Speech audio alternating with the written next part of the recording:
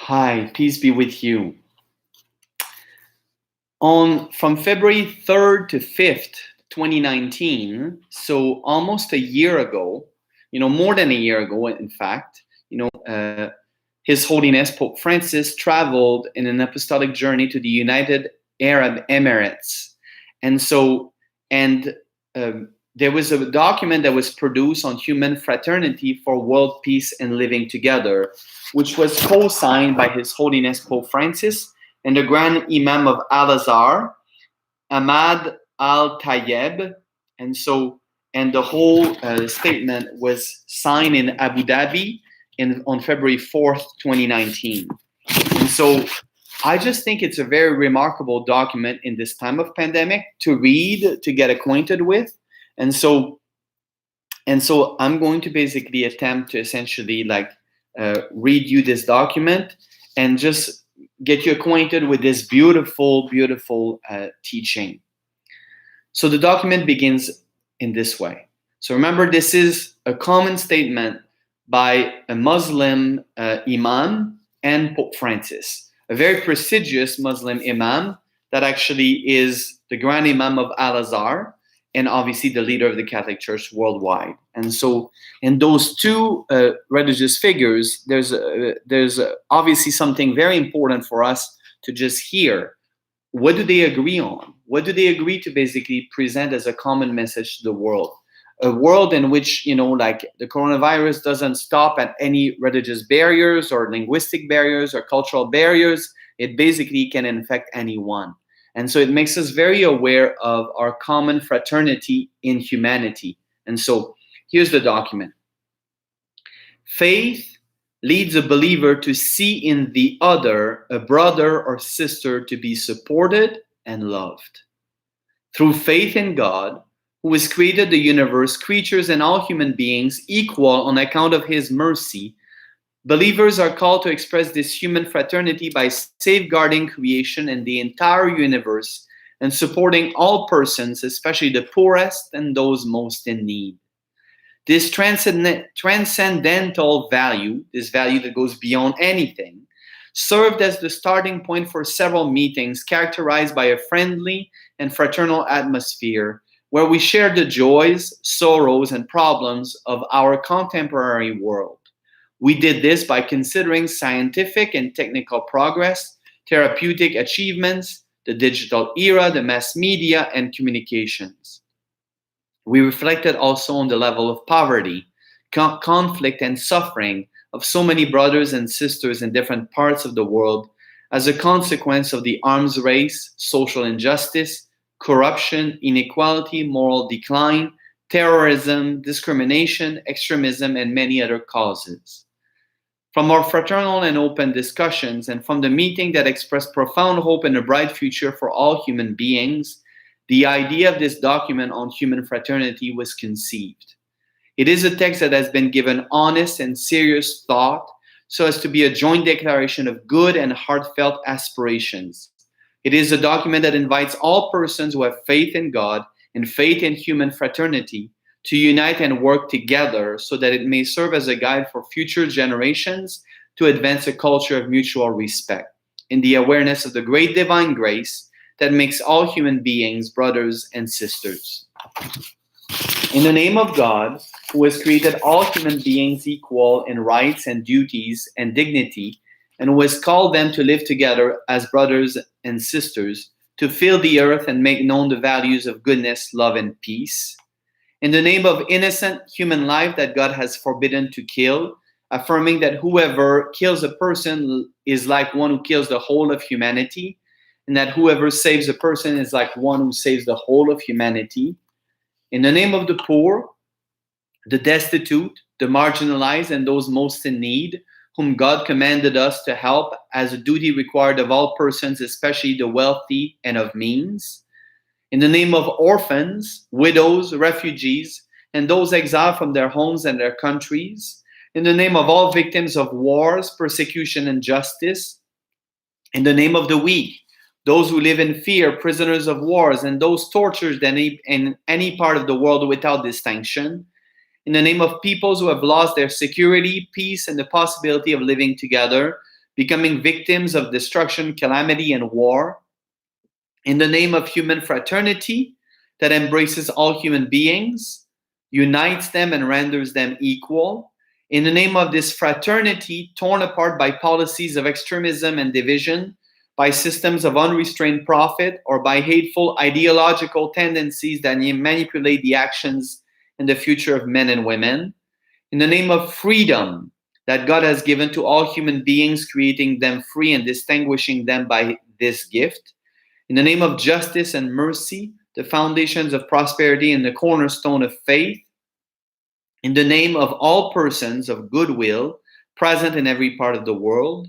The name of God and of everything stated thus far, Al-Azhar, Al-Sharif, and the Muslims of the East and West, together with the Catholic Church and the Catholics of the East and West, declare the adoption of a culture of dialogue as the path, mutual cooperation as the code of conduct, reciprocal understanding as the method and standard. Let me just repeat that.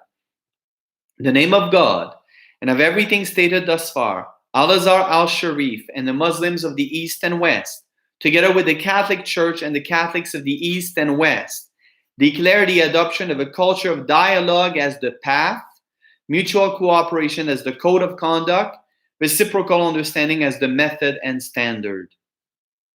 We who believe in God and in the final meeting with Him and His judgment, on the basis of our religious and moral responsibility, and through this document, call upon ourselves, upon the leaders of the world, as well as the architects of international policy and world economy, to work strenuously to spread the culture of tolerance and of living together in peace, to intervene at the earliest opportunity to stop the shedding of innocent blood, and bring an end to wars, conflict, environmental decay, and the moral and cultural decline that the world is presently experiencing. We call upon intellectuals, philosophers, religious figures, artists, media professionals, and men and women of culture in every part of the world to rediscover the values of peace, justice, goodness, beauty, human fraternity, and coexistence in order to confirm the importance of these values as anchors of salvation for all and to promote them everywhere. This declaration, setting out from a profound consideration of our contemporary reality, valuing its successes and in solidarity with its suffering, disasters, and calamities, believes firmly that among the most important causes of the crisis of the modern world are a desensitized human conscience, a distancing from religious values, and a prevailing individualism accompanied by materialistic philosophies that deify the human person and introduce worldly and material values in place of supreme and transcendental principles. While recognizing the positive steps taken by our modern civilization in the fields of science, technology, medicine, industry, and welfare, especially in developed countries, we wish to emphasize that, associated with such historic advancements, great and valued as they are, there exists both a moral deterioration that influences international action and a weakening of spiritual values and responsibility. All this contributes to a general feeling of frustration, isolation, and desperation, leading many to fall either into a vortex of atheistic, agnostic, or religious extremism, or into blind and fanatic extremism, which ultimately encourage forms of dependency and individual or collective self-destruction. History shows that religious extremism, national extremism, and also intolerance have produced in the world, be it in the East or West, what might be referred to as signs of a third world war being fought piecemeal. In several parts of the world and in many tragic circumstances, these signs have begun to be painfully apparent, as in those situations where the precise number of victims, widows, and orphans is unknown. We see in addition other regions preparing to become theaters of new conflicts, with outbreaks of tension and a buildup of arms and ammunitions, and all this in a global context overshadowed by uncertainty, disillusionment, fear of the future, and controlled by narrow-minded economic interest. We likewise affirm that major political crises, situations of injustice, and lack of equitable distribution of natural resources which only a rich minority benefit from, to the detriment of the majority of the peoples of the earth, have generated and continue to generate vast numbers of poor, infirm, and diseased persons. This leads to catastrophic crises that various countries have fallen victim to despite their natural resources and the resourcefulness of young people which characterize these nations.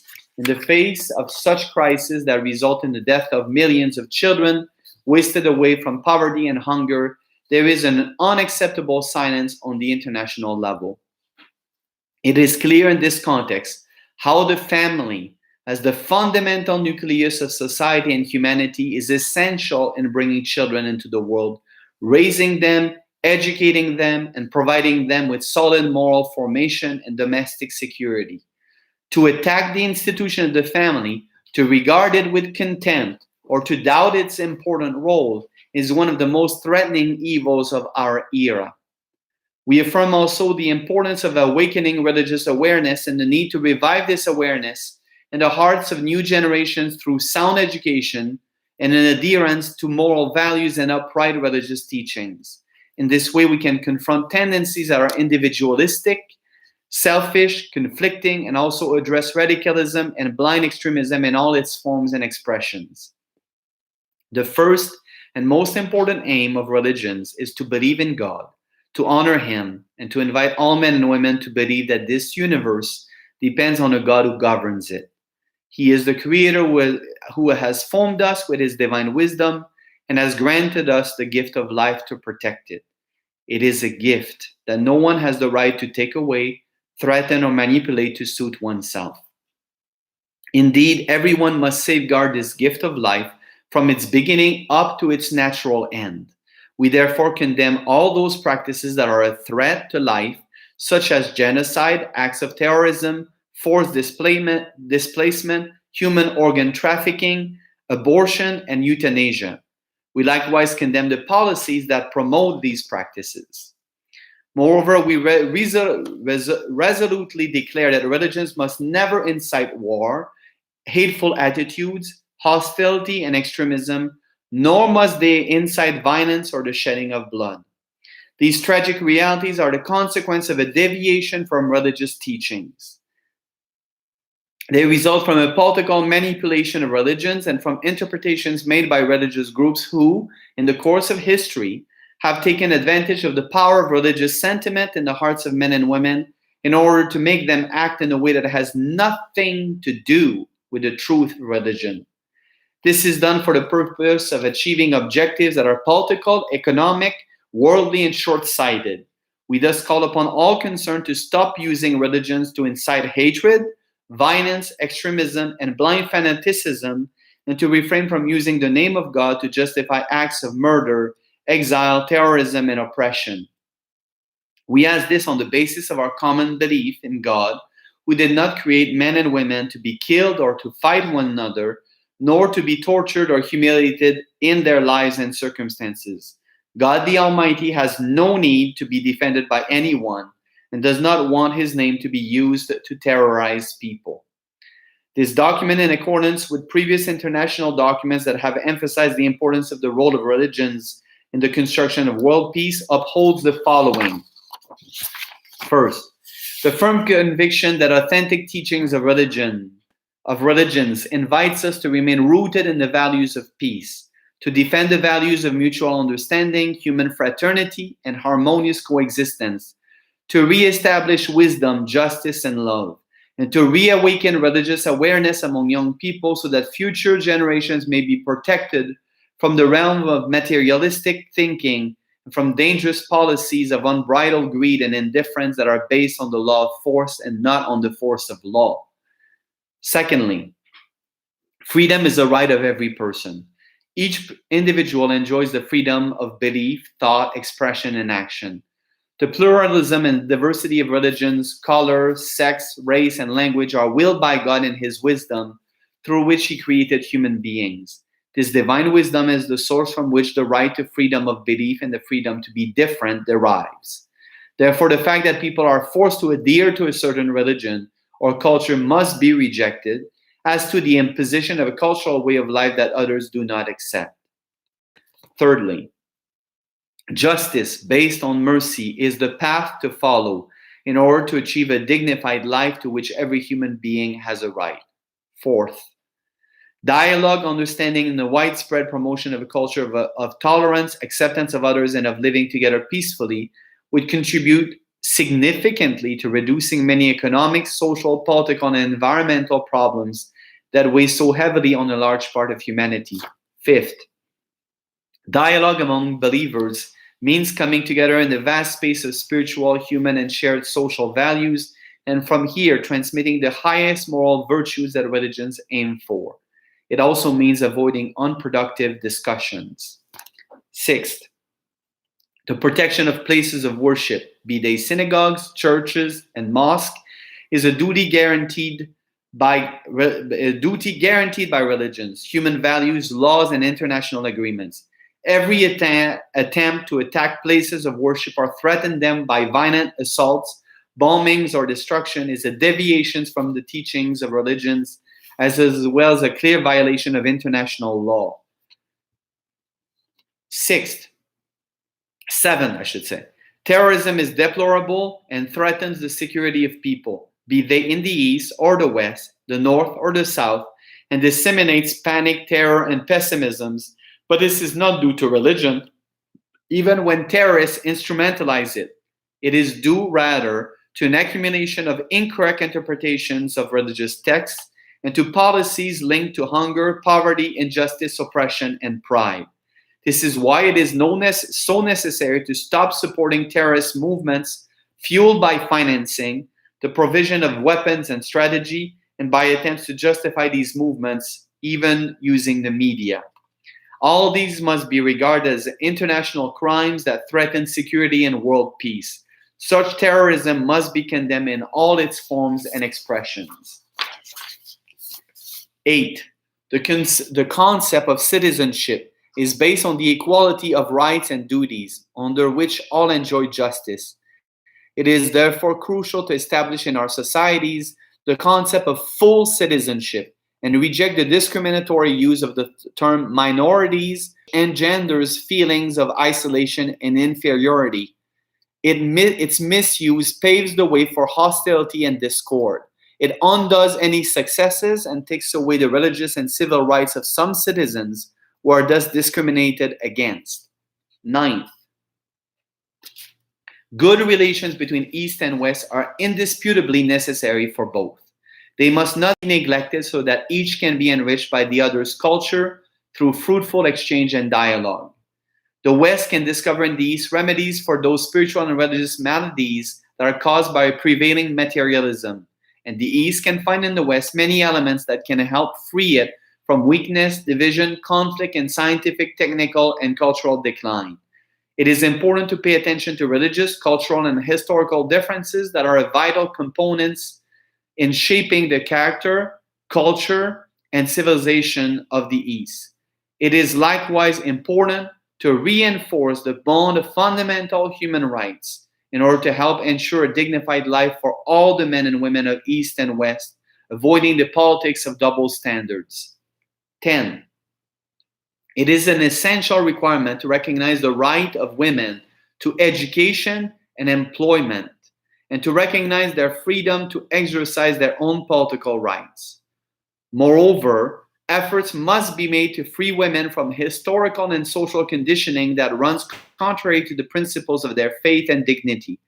It is also necessary to protect women from sexual exploitation and from being treated as merchandise or objects of pleasure or financial gain.